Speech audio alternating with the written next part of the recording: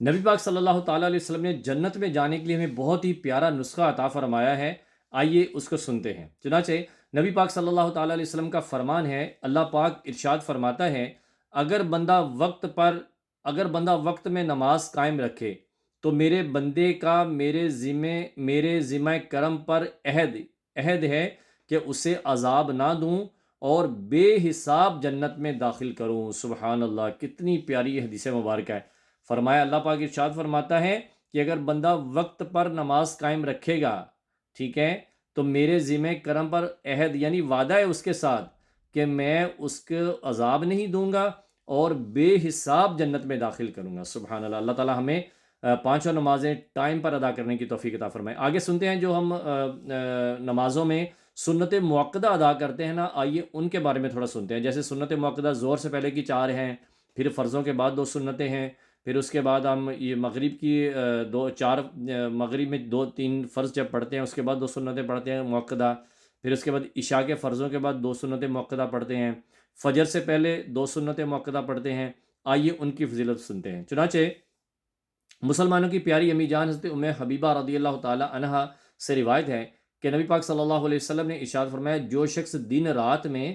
12 رکعتیں پڑھے گا اس کے لیے جنت میں ایک گھر بنا دیا جائے گا۔ سبحان اللہ، 4 رکعتیں نماز ظہر سے پہلے اور 2 بعد میں،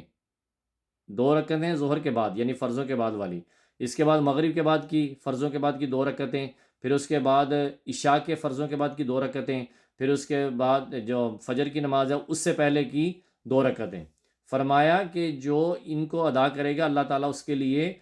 جنت میں ایک گھر بنائے گا، اور یہ کل ٹوٹل 12 رکعتیں ہیں۔ ایک حدیث پاک میں ہے، جس نے ظہر سے پہلے 4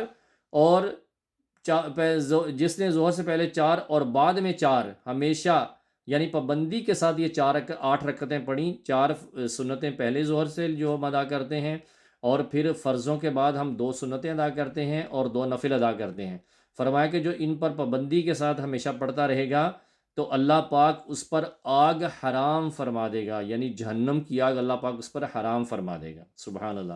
حضرت علامہ طحطاوی رحمۃ اللہ علیہ فرماتے ہیں، ایسا شخص بالکل ہی آگ میں داخل نہ ہوگا